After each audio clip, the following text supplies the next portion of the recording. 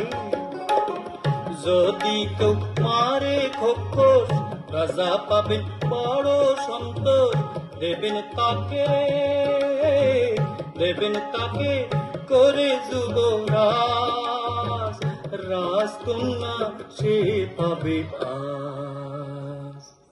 চললাম মোরা দুই ভাই, নিয়ে বলি রাজা মশাই, লাল কমল আর নীল কমল, গায়ে মোদের দারুণ বল। এক কোপেতে রাক্ষস, মারি যত খোকস, আপনি ঘুমোর বস বস, খতম করবো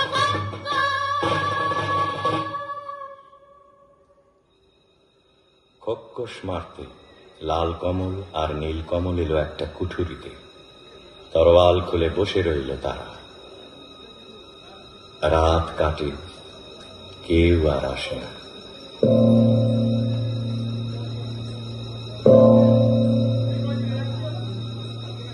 আরো কদণ্ড কেটে গেল, কেউ আসে না, কেউ আসে না। এমন সময়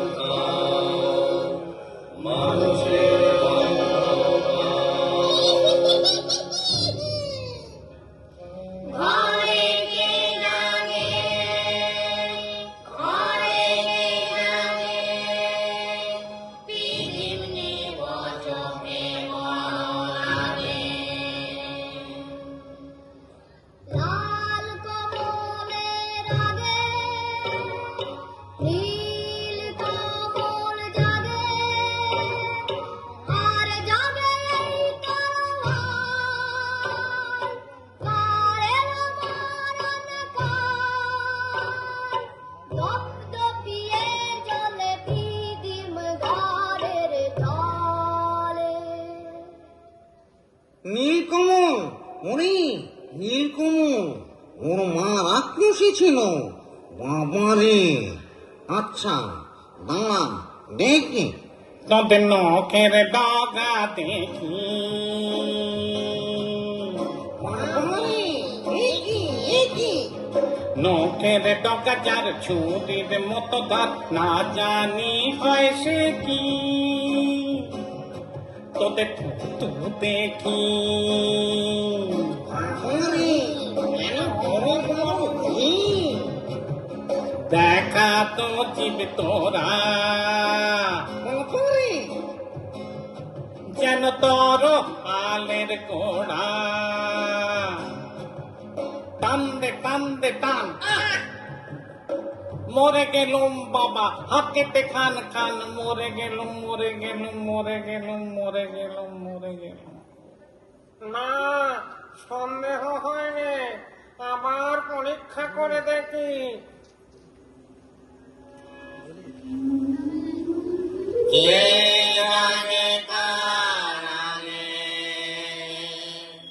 লাল কমল জাগে। লাল কমল বলছে, ওরে ওটা লাল কমল, চল চল ঘরে ঢুকে।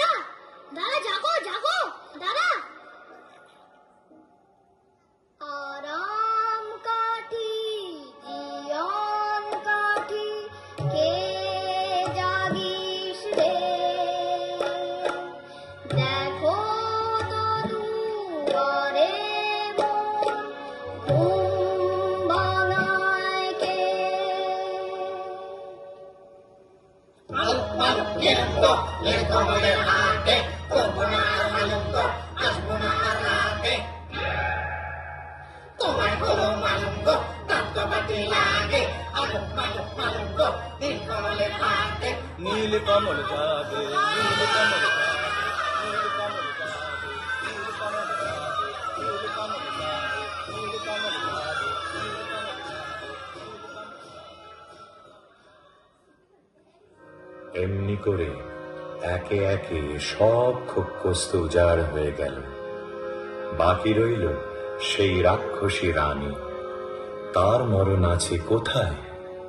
তেপান্তরের মাঠ পেরিয়ে রাক্ষসীদের দেশে, মস্ত যে এক দিঘিও তার পাতাল গুহার শেষে, লুকানো এক কৌটায় ভ্রমরা ভ্রমরি, মারতে যদি পারো তবে রাক্ষসী যায় মরি। তখন লাল কমল আর নীলকমল চলল তেপান্তরের মাঠ পেরিয়ে, ব্যঙ্গমা ব্যঙ্গমীর পিঠে চড়ে সেই রাক্ষসীর দেশে।